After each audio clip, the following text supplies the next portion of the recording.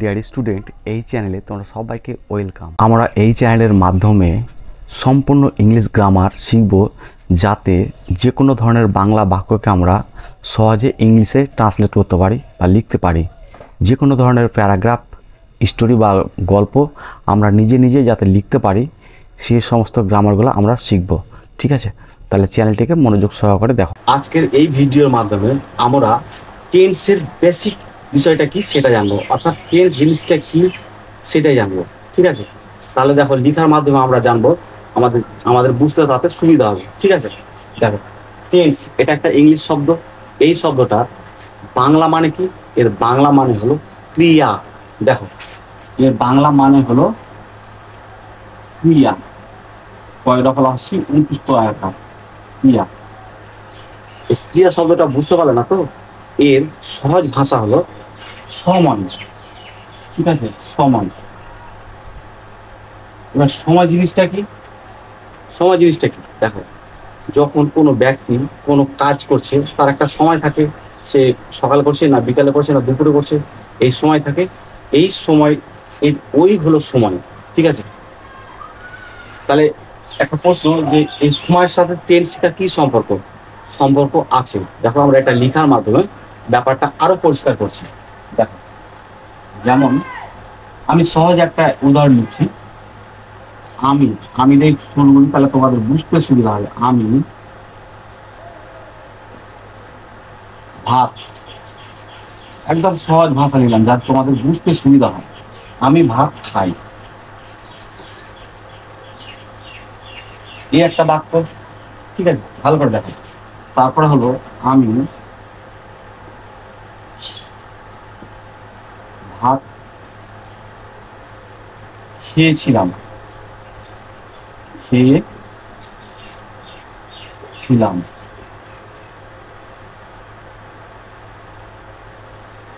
আর আমি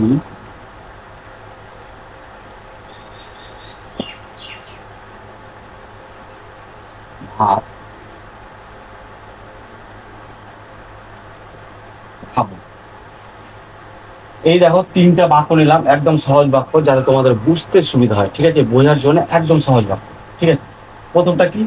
আমি ভাত খাই। তারপরে আমি ভাত খেয়েছিলাম। 3 নম্বর বাক্য কি হলো? আমি ভাত খাবো। অর্থাৎ এই যে আমি, অর্থাৎ আমি ভাতটা কখন খাচ্ছি সেই জিনিসটা প্রকাশ করছে এই টেন্সের মাধ্যমে। ঠিক আছে, যেমন দেখো, আমি ভাত খাই মানে কি? আমি সাধারণভাবে ভাত খাই। এবার আমি ভাত খেয়েছিলাম মানে আমার ভাত খাওয়া হয়ে গেছে। খেয়েছিলাম মানে খাওয়া হয়ে গেছে। কাল খেয়েছি কি আগে খেয়েছি, কিন্তু খাওয়া হয়ে গেছে, অর্থাৎ খেয়েছিলাম। এবার এই 3 নম্বর বাক্যে আমি ভাত খাবো, অর্থাৎ আমি খাইনি ভাত, কিন্তু আমি খাইনি, আমি খাবো।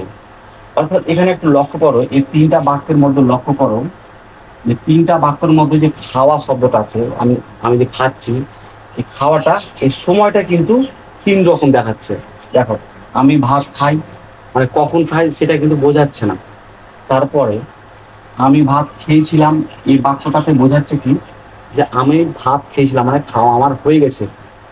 আর এই বাক্যটাতে আমি ভাত খাবো মানে আমি কিন্তু এখনো ভাত খাইনি, আমি ভাত খাবো। অর্থাৎ তিনটা তিনটা বাক্য 3 রকম সময় বোঝাচ্ছে। এই জন্য কি হচ্ছে? ঠিক এই জন্য আমরা এই সময় বা টেন্সটাকে আমরা 3 ভাগে ভাগ করি। তার কারণ কি? ভাগ করার কারণ কি?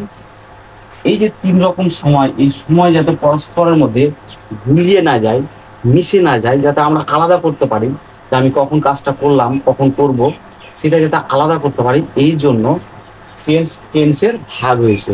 ঠিক আছে, টেন্সের ভাগ হয়েছে। তাহলে টেন্সকে আমরা এই জন্য ভাগ করছি, ভাগ করা হয়েছে। ঠিক আছে, তাহলে টেন্সকে আমরা কয় ভাগে ভাগ করেছি? টেন্সকে আমরা 3 ভাগে ভাগ করেছি। ঠিক আছে, টেন্সকে আমরা 3 ভাগে ভাগ করেছি।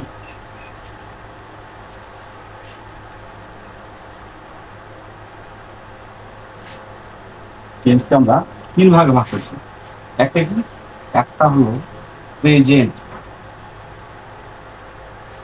Present tense. 2 নাম্বার হলো past tense, past, PAST, past tense, past আর টেন্স, ঠিক আছে। এটা হলো future tense, future, FUTURE, future, future tense. তাহলে বোঝা গেল কেন ভাগ করা হয়েছে টেন্সটাকে 3 ভাগে। তার কারণ এই যে আমি ভাত খাবো, আমি ভাত খেয়েছিলাম, আমি ভাত খাই, এই যে 3টা বাক্য আছে, 3টা বাক্য আমরা যে কাজটা করছি সেটা 3টা সময়ে কাজ করছি। তো ওই সময়গুলো যাতে গুলিয়ে না যায়, আমাদের যাতে লিখতে পড়তে বুঝতে ভুল না হয়, এই জন্য আমরা এই টেন্সকে 3টা ভাগে ভাগ করেছি, একটা প্রেজেন্ট, একটা পাস্ট, একটা হচ্ছে ফিউচার। এবার এটা তো ইংলিশ শব্দ, প্রেজেন্ট ইংলিশ শব্দ, পাস্ট ইংলিশ শব্দ, ফিউচার ইংলিশ শব্দ। এর বাংলা শব্দগুলো কি হবে? প্রেজেন্ট, প্রেজেন্ট টেন্স মানে হলো বর্তমান, বর্তমান, বর্তমান সময়। পাস্ট টেন্স হলো অতীত সময়, অতীত, অতীত সময়। আর ফিউচার মানে ভবিষ্যৎ।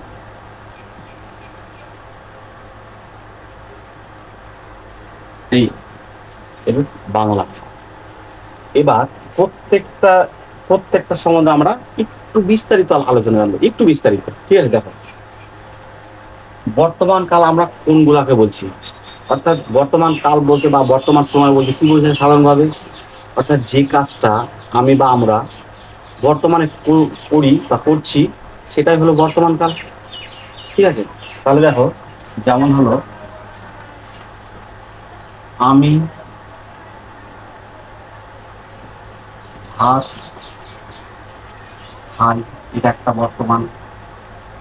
তুমি বই পড়ো, বর্তমান। তারা ক্রিকেট, ক্রিকেট খেলে, প্রত্যেকটা দেখো বর্তমান। তারপরে আমি, যেমন আমি টেন্স শিখাচ্ছি,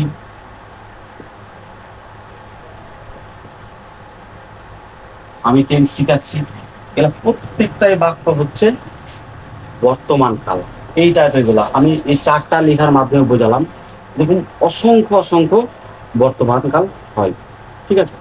এবার এই 4টা দেখে তোমরা নিজেরাই প্র্যাকটিস করবে, ঠিক আছে, এইরকম ভাবে। এবার আমরা জানবো অতীতকাল সম্বন্ধে।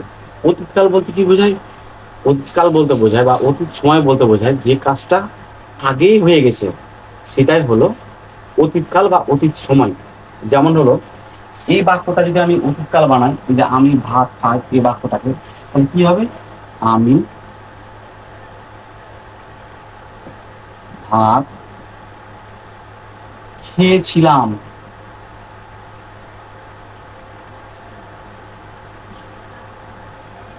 দেখো এই বাক্যটার মাধ্যমে এটা অতীতকাল, খেয়েছিলাম মানে অনেক আগেই খাওয়া হয়ে গেছে। তারপর যদি এই বাক্যটাকে মানে তুমি বই পড়ো, এটাকে যদি আমি অতীতকাল বানাই, তাহলে তুমি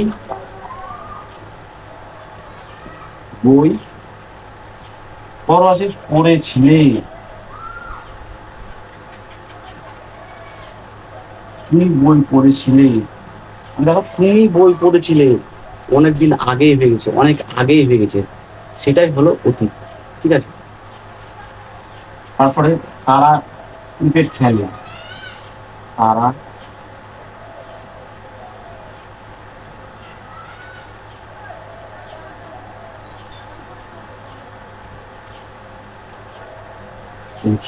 খেলেছিল,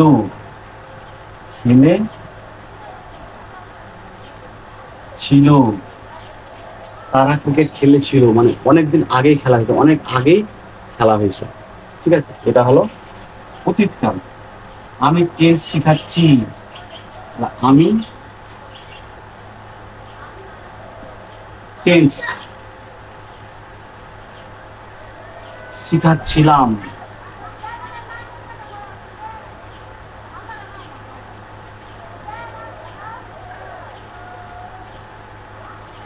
এই এইগুলা হলো অতীতকালের উদাহরণ বা এক্সাম্পল।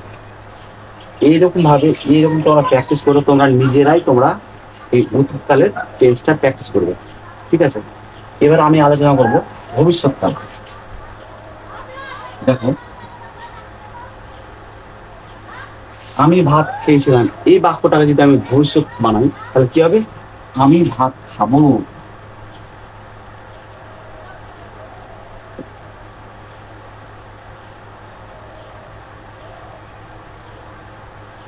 খাবো মানে আমার ভাত কিন্তু খাওয়া হয়নি, আমি ভাত খাবো, সেটা হবে ভবিষ্যৎকাল।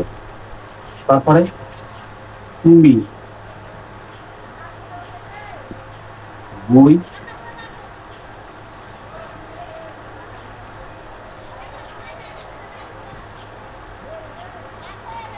পড়বে, অতীতকাল। তারা ক্রিকেট খেলেছিল, তারা ক্রিকেট খেলবে, অতীতকাল। তারা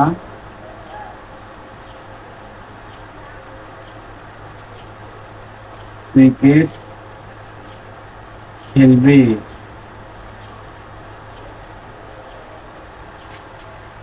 অতীতকাল।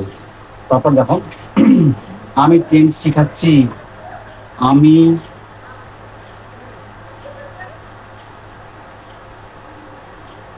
টেন্স শিখাবো, মানে শিখানি কিন্তু শিখাবো।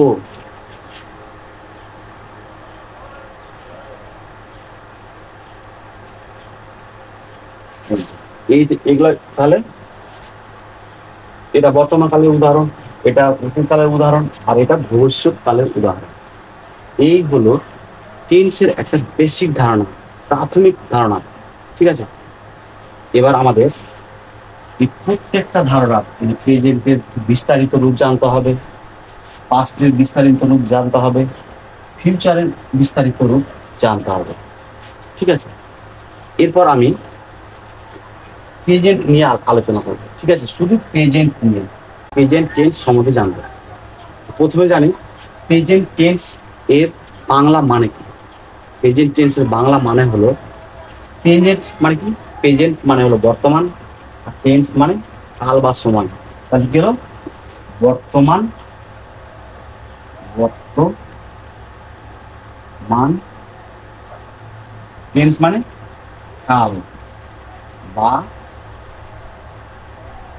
সময়। তাহলে প্রেজেন্ট টেন্স মানে হলো বর্তমান কাল বা বর্তমান সময়। ঠিক আছে, এবার এই প্রেজেন্ট টেন্স জিনিসটা কি? কোনো ব্যক্তি যখন কোনো কাজ করে বর্তমানে, কোনো ব্যক্তি যখন বর্তমানে কোনো কাজ করে তখন সেটাই হয় প্রেজেন্ট টেন্স। চলো আমরা এটা লিখার মাধ্যমে আরো পরিষ্কার হয়ে যায়। ঠিক আছে, যেমন দেখো, আমি সহজ ভাষা দিয়ে বলছি, সহজ এক্সাম্পল নিয়ে, আমি ভাত খাই। প্রেজেন্ট টেন্স এটা, আমি ভাত খাই মানে আমি সাধারণভাবে বর্তমানে ভাত খাই। ঠিক আছে, তারপরে তুমি ফুটবল খেলো, প্রেজেন্ট টেন্স। তারা ক্রিকেট খেলে, প্রেজেন্ট টেন্স। তারপরে সে ভাত খেয়েছে, প্রেজেন্ট টেন্স। আমি তোমাদের টেন্স সম্বন্ধে শিখাচ্ছি, প্রেজেন্ট টেন্স। এগুলাই হলো প্রেজেন্ট টেন্স। এবার একটা একটা জিনিস ভালো করে লক্ষ্য করো, এই প্রেজেন্ট টেন্সের মধ্যে ভিন্ন ভিন্ন পার্থক্য আছে, রূপ আছে, অর্থাৎ পার্থক্য আছে, একটু করে পার্থক্য আছে। কি পার্থক্যটা আছে তোমরা শুধু একটু দেখো। যেমন আমি ভাত খাই, তারপরে 2 নম্বর, আমি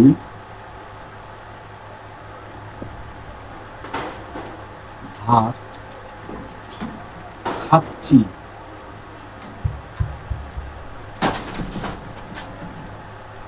3 নম্বর, আমি ভাত খেয়েছি। 4 নম্বর,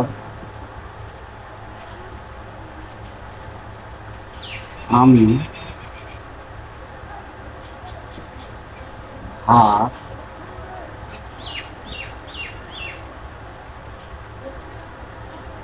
খেতেই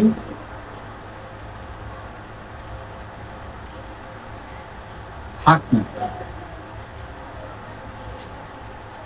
এই জায়গাটা একটু মনোযোগ সহকারে একটু পার্থক্য ধরার চেষ্টা করো। 1 নম্বর কি বললাম, আমি ভাত খাই। 2 নম্বর আমি ভাত খাচ্ছি। 3 নম্বর আমি ভাত খেয়েছি। 4 নম্বর আমি ভাত খেতেই থাকবো। এই যে 4টা বাক্য লিখলাম, এই 4টা বাক্যের মধ্যে পার্থক্যটা কি বলতো? এরা প্রত্যেকটাই কিন্তু প্রেজেন্ট টেন্স, মানে বর্তমান কাল, বর্তমানে এই কাজটা হচ্ছে। কিন্তু দেখো এদের মধ্যে একটু করে সূক্ষ্ম সূক্ষ্ম পার্থক্য আছে। আমি পার্থক্যগুলো ভেঙে ভেঙে দেখাচ্ছি। প্রথমে কি বলছে, আমি ভাত খাই, মানে আমি ভাত খাই, কখন খাই সেটা কিন্তু পরিষ্কার করে বোঝাচ্ছে না। আমি ভাত খাই, সকালে খাই কিংবা দুপুরে কি রাতে, সেটা কিন্তু পরিষ্কার করে বোঝাচ্ছে না। আমি ভাত খাই, এই যে একটা অনির্দিষ্ট ভাব, অর্থাৎ এটা নির্দিষ্ট করে সময় বোঝাচ্ছে না। তাই এটা এক ধরনের টেন্স, যেটাকে আমরা ইনডেফিনিট বলি।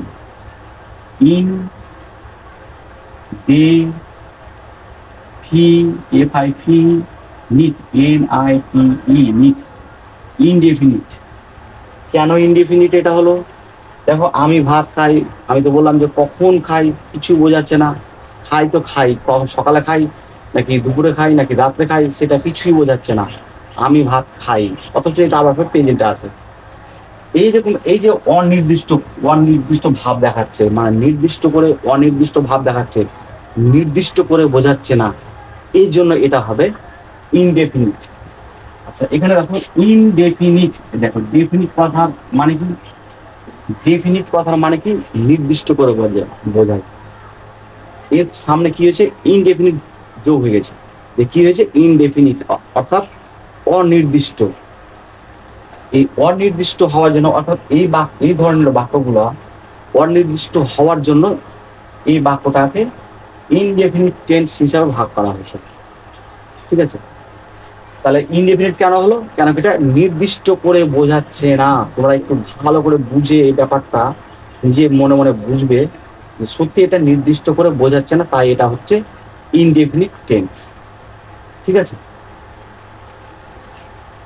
এবার 2 নম্বরটা হলো আমি ভাত খাচ্ছি।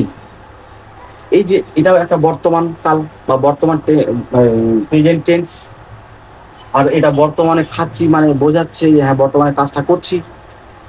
এটা নির্দিষ্ট করে বোঝাচ্ছে হ্যাঁ আমি ভাত খাচ্ছি, মানে আমি এখন ভাত খাচ্ছি।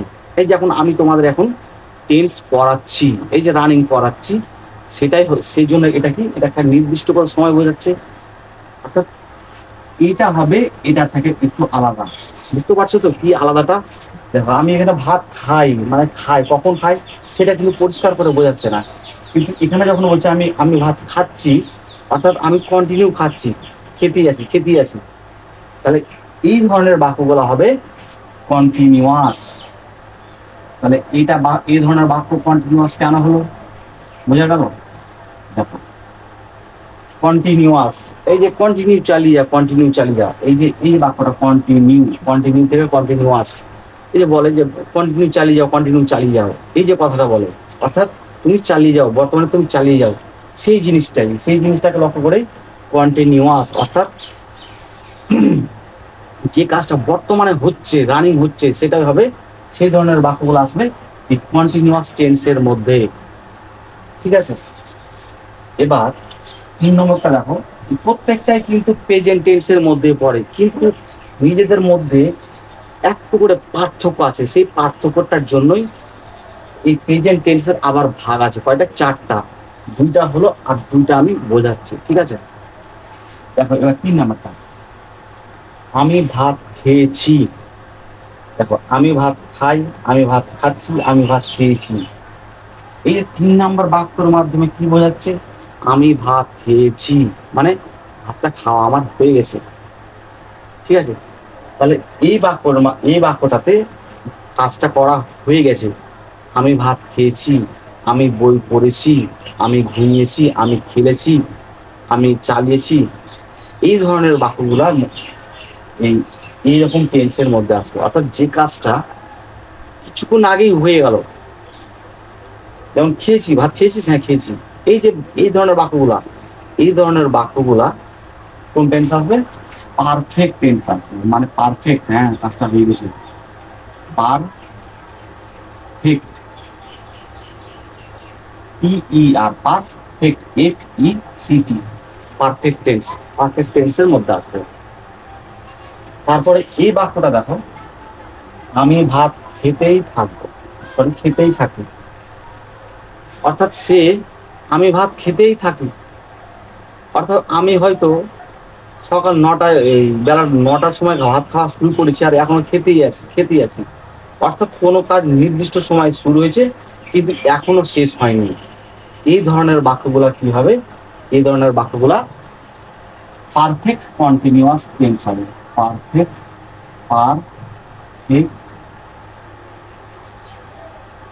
কন্টিনিউয়াস,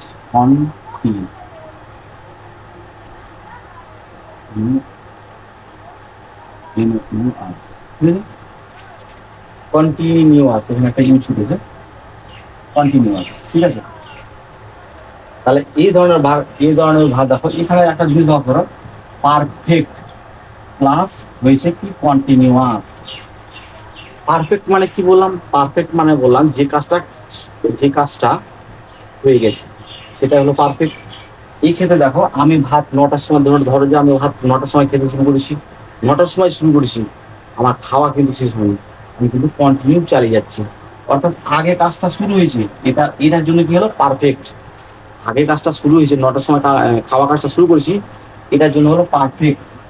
আর বর্তমানে কিন্তু আমি খেয়ে যাচ্ছি, এই যে কন্টিনিউ খেয়ে যাচ্ছি, এটার জন্য হলো কি? কন্টিনিউয়াস, দিয়ে একসাথে কি হলো? Perfect continuous. কি ধরনের বাক্য?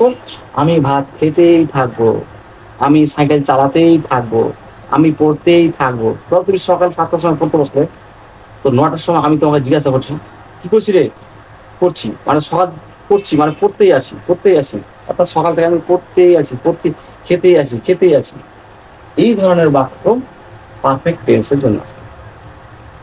তাহলে এই বর্তমান কালের মধ্যে, অর্থাৎ প্রেজেন্ট টেন্সের মধ্যে কিছু সূক্ষ্ম পার্থক্যের জন্য আমরা বর্তমান টেন্সকে 4টা ভাগে ভাগ করে দিই।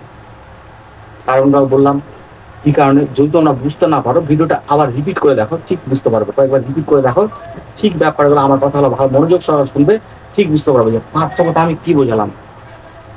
দেখো, খাই, কখন খাই না খাই কিছুই বোঝা যাচ্ছে না, নির্দিষ্ট করে বলছে না, সেটাই সেই জন্য হলো ওটা ইনডেফিনিট, অর্থাৎ ইনডেফিনিট।